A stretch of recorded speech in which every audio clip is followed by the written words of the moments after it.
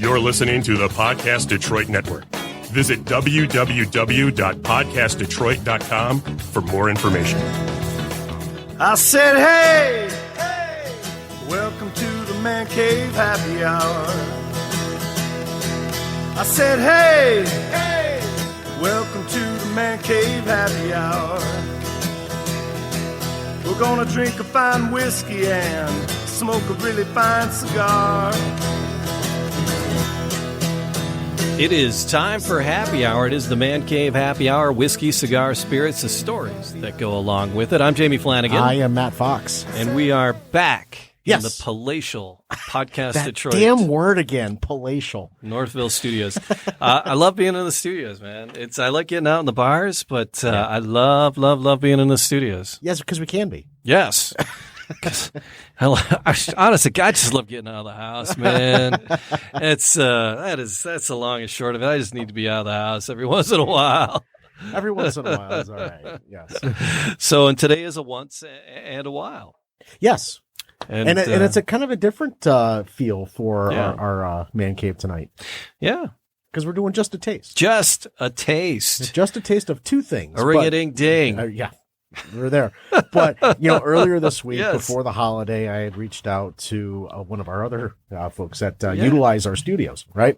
And Mr. David R. Wright, the Motor City hypnotist. I'm like, you know what? What would be better than bourbon and a hypnosis? That's Well, they kind of go together because bourbon is a hypnotic. I mean, after so much, you're pretty much hypnotized. You saw those pictures of me yesterday. I was like out for the count on the couch. It was like, that wasn't even bourbon induced. That was more food.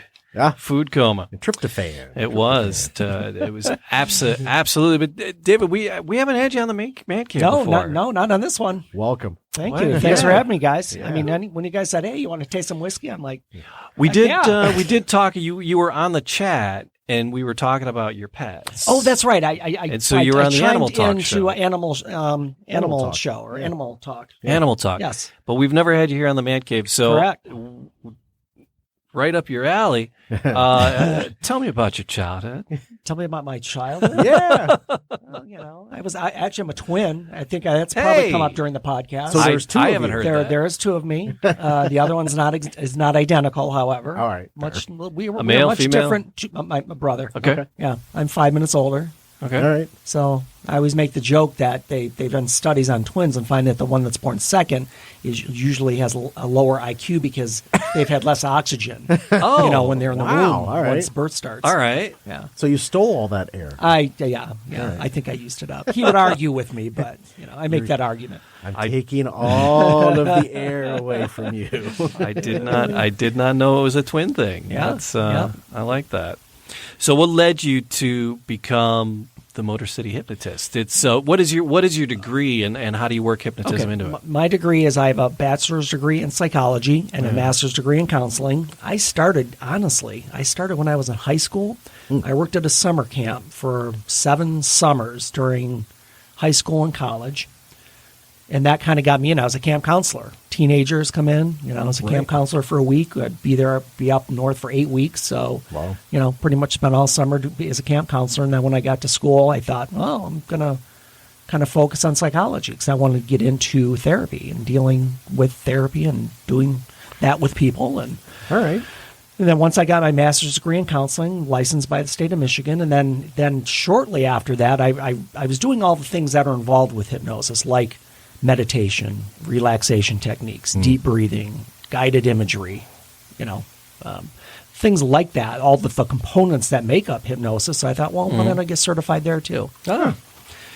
And then the show part of my thing actually that was much more recent. But I thought, I want to get into the show side of things just to have more fun. Because you And get not up in that- front not of a that- group of people. Oh no, yeah, I do right? comedy stage shows, for colleges, high schools, state fairs. With hypnotism? Yeah.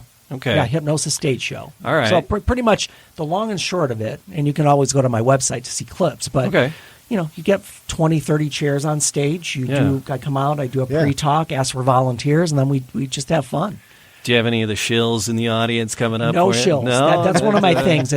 Because here's the thing, and this has been a big debate among the show, among the performers, is that a lot of people will use shills just to kind of get their numbers up, but I'd rather do a show with 5 people that are real than 10 people with half of them being shills. Right. Okay. Yeah.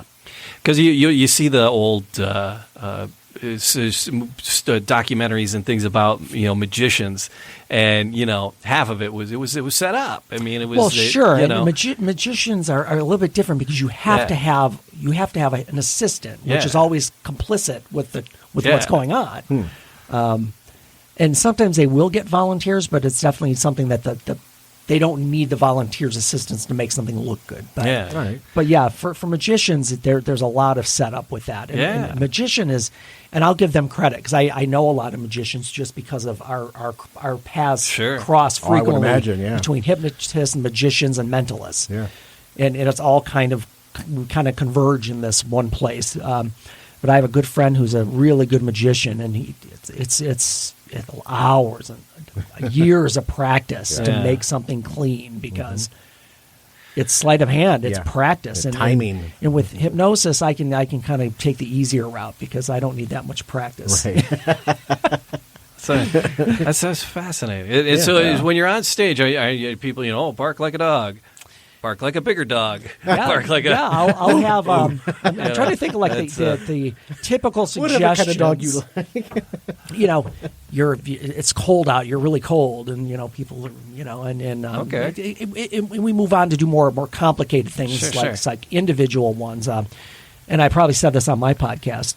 There's at the end I give individual callbacks where people respond to individual things, and that's always fun because then they kind of play off each other. I'm like, okay, when you hear my name, you're going to scream. Yeah. When she screams, you're going to bark like a dog. Sure. I've never done that specifically, but when he barks like a dog, you're going to go pay my house. run around in circles or whatever. So when you link them together, it's kind of fun, and you just got a chain reaction of things going on. That's great. Yeah. So Steve will be back in about a week. He's off to pay my house. Thank y'all. Have a great night. One of the best setups, and my mentor, a good friend of mine. He's been on the Today Show. He's been on James Corden, so he's very, very high up in the world. But one of my favorites that I saw that he did, he was doing a state fair, and he gave this guy, I forgot what the trip word was or what the trigger word was. Right. The guy took off running. He said, you love elephant ears. You do anything to get your hand on an elephant ear. And the guy took off running. He comes back, and he's just covered in powder. Oh, my God. That was one of the funniest bits I saw. It was great. Fantastic. Well, thanks for being in the I'm happy to be here. Yeah. I mean, hey, we're going to taste some bourbon. And that's it. We're in the studio. Yeah. And we figured we'd do some bourbon. It was funny you mentioned that you're a twin, and then you said the second twin has a lower IQ because they were deprived of oxygen. And that leads us to where we're drinking today. Okay. And it almost didn't come to be because Frank Sinatra, yes. the world almost missed out on Frank Sinatra. They almost did. He had a very, very difficult birth. I did not know this. Yeah. So Sinatra, when he was born, came out blue, not breathing. Wow. And so they ran him under ice cold water, and that revived him. It was this is I wonder if that somehow developed that smooth voice he has. I wonder if that had anything to do with it. But he had a really rough life, Wow. and so he had a lot of scars. He had to be pulled out with forceps, and the whole deal. So he's a lot of scars, and he was really conscientious about his scars growing up.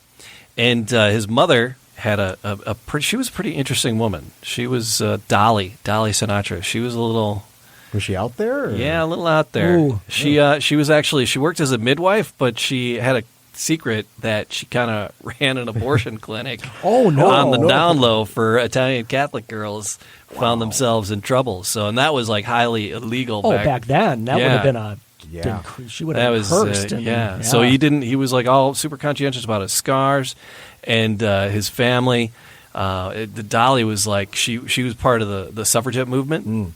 She was big on that. She spent a lot of the time out of the house, and when she was home, all she did was fight with Frank. And she was like, and the reports are she was really violent, and she would like just beat the snot out of Frank. So his mom would just kind of beat him up, and then it's kind of a recurring theme throughout his life. It was just cruel teachers and got thrown out of school. He was in this crazy love triangle, and the two girls beat each other up. And Oh, boy. and then he's like, oh, well, the one beat up the other one. He's like, oh, well, I'm going to be with this girl, and the other girl called the cops on him and got him arrested for seduction, or what's it called? It was arrested. Yeah, but it's not as sexy as it is today. Seduction The two ladies, Jamie, was one night and the other one day. Yeah, is that I how think they came so. up with night and day? Yeah, it was the song? Nancy, Oh, Nancy and Della. So it was pretty crazy. Got him in trouble with the law, seduction. Yeah, he was charged with seduction, which was a big crime back in the day. Wow. So that's not so interesting, but grew up, became a singer, proved everybody wrong, Yes, he and made it big Frank Sinatra, and just the whole Rat Pack culture of the whole. Kind of boozy, loungy. Yeah, with Dean and yeah. Sammy and all those guys. I'm sure they have stories. They've told a lot of them. Yeah. One of his drinks of choice.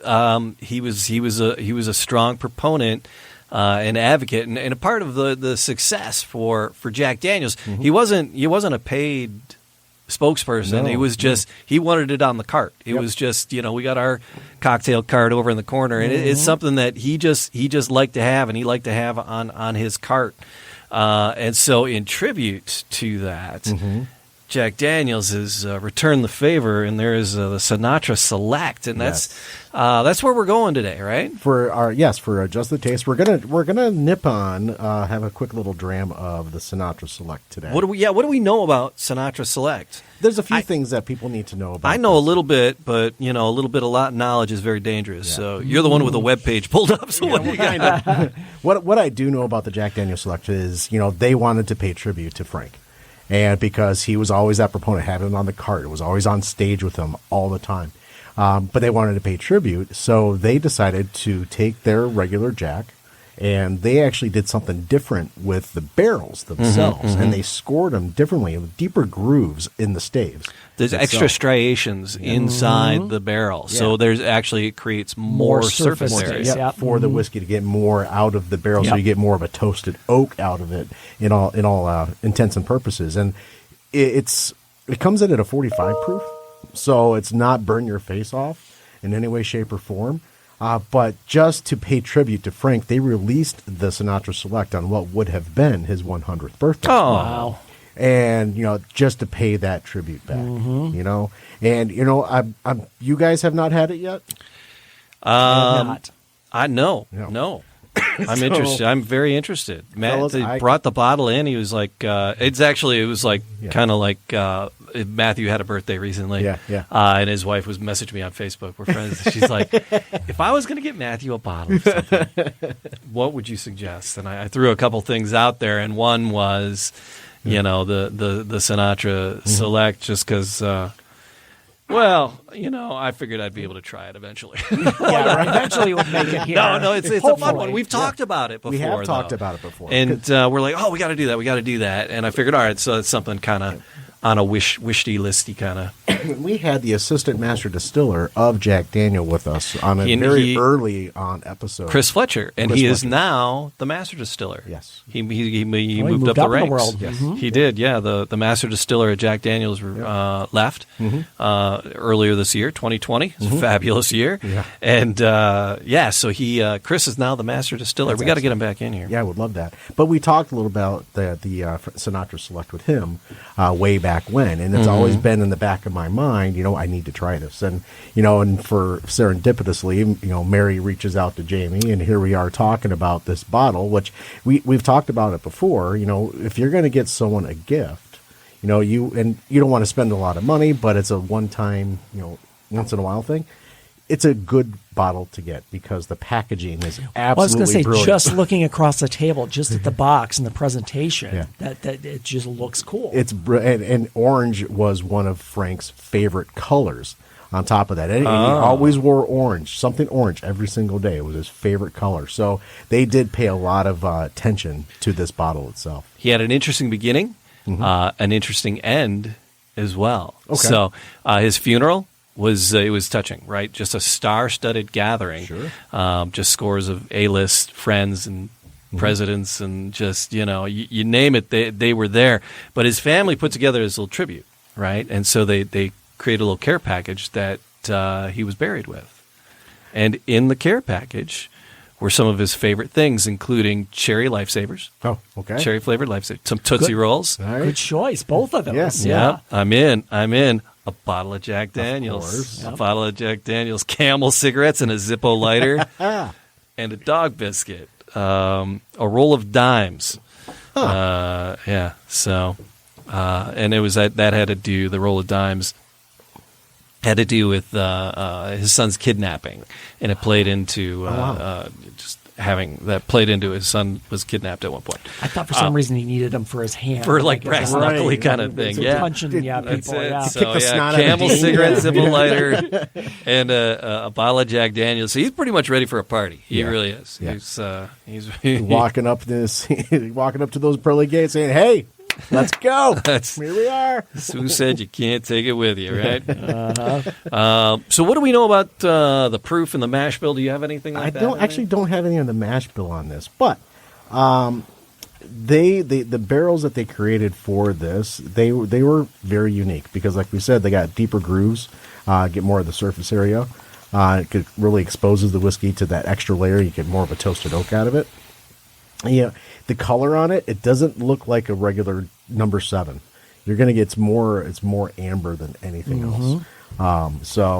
That just and I already talked about the packaging, but it's brilliant. When Jamie, if you want to crack that open like a book, when you get a chance, you're welcome to. Oh my God, no! Here, you guys. All right, fair enough. There you go. So yeah, here everyone's on Facebook; they can see. Okay. Yeah, your camera's here. Oh, here it is. Hi. So, but just the packaging alone. Look at that. And it actually Yeah, it's gorgeous. it came out with a little booklet as well that I took the book out. But yeah, this bottle. Just show the inside of this box. It's Yeah. it's all like Oh foamed yeah. in and Yeah. Yeah, but yeah, there's the that's what it looks like there. But yeah, there's the orange on it, and you can see it's really a beautiful looking bottle. It's just a nice, it's just a nice looking bottle. And you're right, it has that. It's just that darker. It's got more amber to it than what you get out of a number 7. So supposedly, Jackie Gleason introduced Sinatra to Jack Daniels at a bar called Toot Shores Bar in New York. Really? There you go. That is it. I was trying to dig up the mash bill on it. I'm actually still looking for it myself. But I have the regular Jack mash bill. Oh yeah, here it is. So it's 90 proof. Yes. Oh, there it is. Yeah, I got Rolling it. in at 90 proof.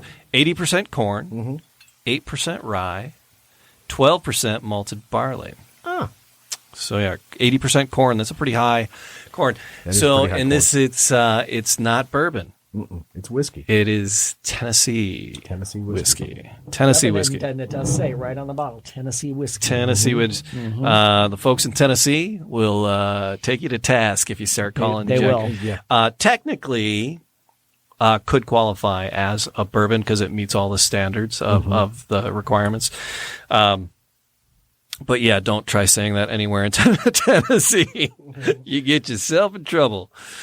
They'll tell you to go kick a safe. I'm gonna crack this bottle open for you fellas. All right. Speaking of Tennessee, have you been to the Jack Daniels distillery? No. Okay, I did a tour. We used to do a whitewater rafting trip every year with my dad and my brothers and relatives. We used to be 10, 12 guys. We'd go down to West Virginia every year, but we made a stop in Lynchburg to tour the distillery. Nice.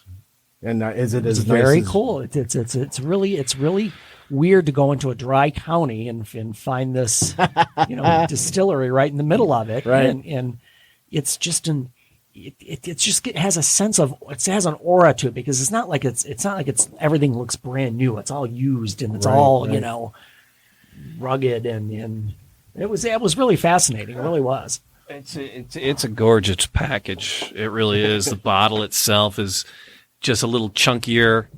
A little more square. Yeah, it's got a little Sinatra hat on it. Gives it some weight Yeah. in a good way. So, in yep. a good way. So, yep. But this would be a bottle 90 proof, 45%. Yeah. This would be a bottle that you would want to get for someone as a gift. It really is, because the price point on it, it's in the $120 to $160 range. Yeah, depending where you are, it's somewhere between 120 and 180, depending on how your local taxes shake out. So, but yeah, this would be it's an amazing gift for somebody. It just people looks that so are- cool. You hate to all open it. Well, we did, yeah. but Yeah. But Thank on you, the- Matthew. No, Happy you're birthday. welcome. Thank my wife Yeah. as well. So, Yeah. but yeah, on that nose, it's kind of strong on the nose because of that corn, that 80% corn that's in there. It's kind of strong on the nose. So he called it the nectar of the gods. In 55, way back in 55, he was like, ladies and gentlemen, this is Frank Sinatra. This is Jack Daniels, and it is the nectar of the gods. it's quite pungent. Stings the nostrils. Yeah, it's it has the on the nose. I mean, Jack Daniels has a distinctive aroma. I've been down that trail many times. And Jack has a decided taste from other bourbons or even Beam, and this is reminiscent of it, but there's a difference. There's definitely a difference. And, the first time I actually nosed this, I got fruit. It's strong, but the second, third time you go back to it, you're going to get more of a fruit out of it on the nose. Very cool, sweet. Yeah, like is it an apricot or an apple? Oh, more mango, maybe. Ooh, okay. All right. So yeah. So I can't wait for you guys to try this. I'm so excited. So for it. yeah. So dive in, All right. and then Okay. Oh, cheers. Cheers, gentlemen. Cheers. Cheers. Yes, sir. All right.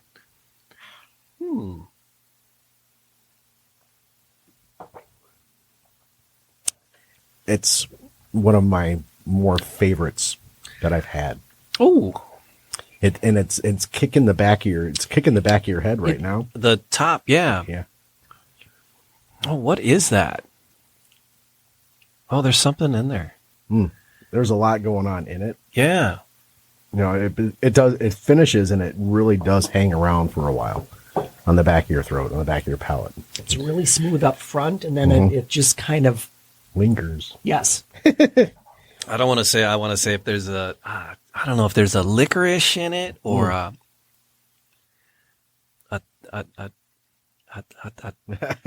tar. Well, not a bad tar, but it just The most smoky. something dark, Right, something black. something- There's a black taste in it. Or is it like Yeah. a toasty type feel? Or? Yeah. Yeah, there's something different because it's getting more surface area out of that barrel itself. That's where you're trying to find what am I tasting, because you're just not used to getting that deep groove. I feel like the initial is much like if you're just looking at regular Jack, it's much smoother on the front end. Oh yeah. What's that? First time you just take it down, right? First sip, and the second one you let it roll around on your palate a little bit. Your second sip. I'm getting what you're saying, Jamie, as far as that something dark, something. Yeah. There's something. There's something I can't put my hand on it. Yeah. I just really enjoy it. Makes me want to go out and start crooning. Start being Crooning. I was going to say we didn't have to croon for our sip. This doesn't croon. This shouts though. Yeah. It croons up front. Yeah. It croons and then it shouts. Yeah. Yeah. Because we were doing the Eric Church version of Jack last time. Yes. I remember that. And a barrel, and then we were doing a barrel strength too. And that's what we were talking to Chris about. Wow. Smelling this again. You go back into it for a second. Nose. I get a little bit, now that I got it on my palate and I'm smelling it. I'm getting the smoke. I wasn't getting the smoke No. the first time in the nose, but now that it's on my palate, I'm smelling it. Yeah. It does. It changes. You do get more of that smoke smell once you have it. It's there. subtle. The smoke side is very subtle in that. You might be get a little bit of orange zest maybe as far as fruit goes on the palate.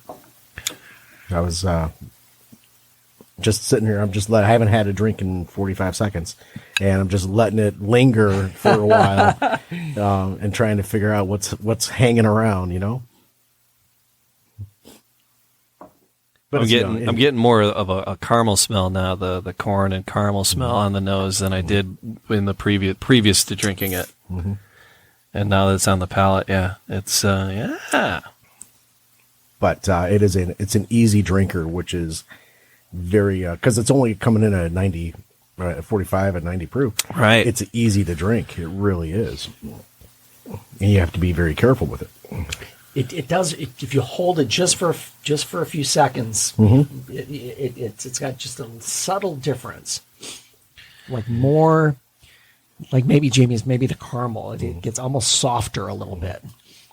Butterscotchy type feel. Yeah. At the same time. Yeah. No, it feels like, and I hate to say it feels like a bourbon. Yeah. But it's whiskey. It hits a little hard. Yeah. The first time. Which it does. Is surprising it does. for the proof. Yeah. But not for Jack necessarily. Fair. I'll give it that. Yeah, but then it It does level itself out really well. Mm-hmm. Yum. Well, I guess it's whenever you're starting something new, you're not quite sure of what. I mean, you're going to know a little bit, but once you get that first taste down, now you can start to appreciate a little bit more, Right. the nuances. I don't want to drink it too quickly because I don't want it to go, I don't want it to be done. I am enjoying it. I do appreciate this one. I'm glad it's here. Yeah. It made this just the taste. It made it. Oh yeah. So I'm all right. So our rating system, Dave, we have a little unorthodox. Oh, it's unorthodox. A little bit. Rating system. Ready? And it's it's Kill, Marry, Screw. Kill, Marry, Screw. Oh, okay. So Kill is dead to me. I'm never going to drink it again. Marry it. I'm going to buy that and take it home. Right. Screw. If it's at a friend's house or out of the bar, I might get it. Right. Especially if it's last call. So on this one, the bottles on your shelf, right? They tell a story too, and I think this one tells a story. I think there's a lot to talk about with it and around it, and for that reason, it is good. It's not, and I usually have a Jack Daniel's in the house. It's not. It's a novelty. I'd marry it. Yeah. I did marry it, and because I did. Happy It was birthday. given to me, Yes. right, as a gift, but I would it really does give you the ability to share because all these guys that have these all these bourbon bottles, it's like you will never in your entire life get through every single one of those. Yeah. But you have to share, and this is something that you share with friends for special occasions. I don't know. I've been doing a pretty good job of getting through them. There's that. But I would marry this when and if this one disappears over the next year or so. I would definitely go out and try to grab another bottle because you're right, it does tell a story. Yeah. I would agree with Mary, and it's even more. I mean, the taste, I like it, but it's also the presentation that adds something to it. I mean, that's something I want to have on my bar. Yeah. Yeah. Just it just looks good. Yeah. So thank you, Mary. I appreciate it. Love you. Yeah. Yeah, thank you, Mary, for The Mary you married. for Matt's gift. Yeah. There you go. Yeah, you know what? We've got more under the hood as far as just the taste goes, but this is one of those bottles that you want to have on your shelf. Oh, for sure. Like it. All right. In some way, somewhere to put the box up behind it, maybe just for show. Yeah. That's just a nice look, and it's not special, but it's just the orange on there. It just looks great. Yep. Presentation. I love that he was buried with a bottle of Jack. Yeah. That's a little messed up. I could say, yeah, you're cool, but you'll never be Frank Sinatra stepping out of a helicopter drinking a bourbon cool. Yeah. You know how Frank actually drank his whiskey? It was three ice cubes, 2 fingers, and a splash of water. That's how Frank drank his Jack. So, And that would take off of the regular Jack that was available in his time. That would take a little bit of that edge off of it. Yep. And as the ice melted, even more so. Yep. Yeah. But this one, I would do this neat. Have you tried opening it up with water? Because I enjoyed it so much neat the first time. I haven't explored too much outside of that. Yeah. Because I actually enjoy any whiskey or bourbon neat. As we get more and more into it, right? Because Matt and I are pretty much novices. That's why we started this, is because we wanted to learn a bit. Yeah. And as we get more and more experienced, I want to drink it neat more and more often. Although I've been on a Manhattan's kick. Yeah, you have been. lately. It was old fashioned. Well, I was going to say, I've been on an old-fashioned kick for quite a few years now. I've just never given it up yet. Yeah. I was like, I got the vermouth there, and I'm like, I got the vermouth there. That's right there. So You did it to yourself at that point, man. I'm not big on muddling, but, throw a cherry in there just as a substitute and, go that way. well, so I cheated out. How do you make your old fashioned? Typically, it depends on what fruit I have, because most of the time I will have maraschino cherries. And I don't think that's ideal because it's a little different taste. Yep. And I don't often have oranges, which I would probably use that. So honestly, I would typically put the cherry in, just mash it a bit, put the sugar cube in, and build it from there. Okay. All right. So depending on the recipe. With the bitters and such? So it's the rest most recipes, a lot of recipes call for just like a sugar cube, Yes. or simple syrup, Yep. or you can do maple syrup. You get some fresh maple syrup instead of the simple syrup. That adds some complexity to it. But like the simple syrup. So what I do is I got the raw sugar, little sugar packets. So I don't have sugar cubes, so I get a sugar packet, and I just dump the sugar packet in. And now there's no juice, and what Matt and I have learned is that whether shaken or stirred, right? You shake a cocktail if it has fruit juices in it at all. If there's like lemon juice or orange juice or some sort of, if there's a juice, you shake. Right. Otherwise, it's stirred. Right. So. Manhattan and an old fashioned. Neither one of them have a fruit in it. You add the cherry at the end. You like to muddle your cherry. That's a little different, but that's cool. So what I do is I put the sugar pack in a shaker, and then I put ice in the shaker, and then I put in my bourbon pour, and then the bitters, and then I shake it, and I let the ice muddle the sugar that I have in there. Oh, wow, even though you're not supposed to shake it, because when you pour it, it comes out cloudy. Yeah. And an old fashioned really isn't a cloudy drink, but it aerates it as you shake it, and then the ice breaks down a little bit as you shake it, so it waters it down a little bit more. And I do that just to make it last a little longer, so it waters it down a little bit, so I'm not drinking two of them. I can nurse one of them. So that's why I use a sugar packet and I shake it. Yeah. Sugar in the raw. Yeah. So yeah. So and then I got the Luxardo cherries. That's what they're The called. fancy Luxardo cherries. The really dark. Oh, they're so good. Yeah. Eat a jar of those just in one sitting. God. I don't know what would happen, but they're delicious. So I had just some maraschino type cherries, and I was like, the Luxardos, I can't. They were on sale, and I'm like, no. Honey, guess how much I saved? yeah, I got my butt kicked on that. But so I throw the Luxardo in there, and then you're supposed to do like a lemon twist in the end. So that's So that's how I do the old fashioned. Is I shake it up. Yeah. Old fashions are like burgers. There's millions of ways to make them, and they're all just a little bit different. I still am gravitating back towards that best New York sour. Because yesterday being a holiday and what have you, I really did get after the red wine. Yeah. But every time I'm like, you know what would go really good with this? Just have it layered, that red wine layered on top of that best New York sour. I'm actually contemplating doing one of those this evening. I was gonna make one of those yesterday because we had red wine open. We don't. Colleen has switched kind of to white wines, so we don't always have a red wine open. And so there were some red wines opened yesterday, and I was contemplating. I was like, but I was in a hurry, and there's like a couple extra steps in it. Yeah, So I was yeah. like, poo. Yeah. Just drink it neat. splash, splash, go. Yeah. So that was it. So all right, there you go. That's Jack Daniels Sinatra Select. Sinatra Select. Honestly, if you get the chance and you're out and about, try it first.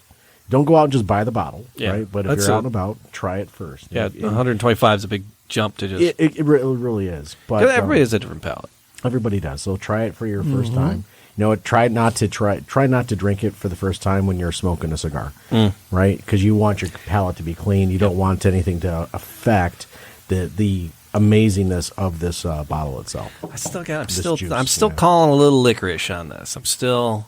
There's something like a tree bark, maybe a So tree good, bark, like a bark, Yeah. like a licoricey, a barky, licoricey. It's got to be the oak that you're feeling Yeah. there. Well, oak, barky. Yeah. Mhm.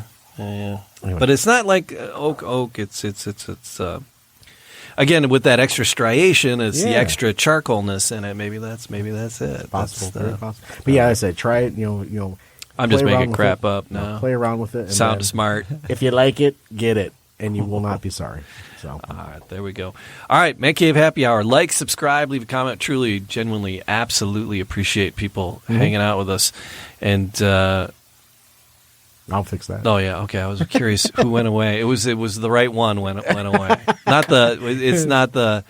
It wasn't the dangerous one. Right. There's a one we lost a camera. But if a particular camera goes out, then it's a screeching halt. then you're in trouble.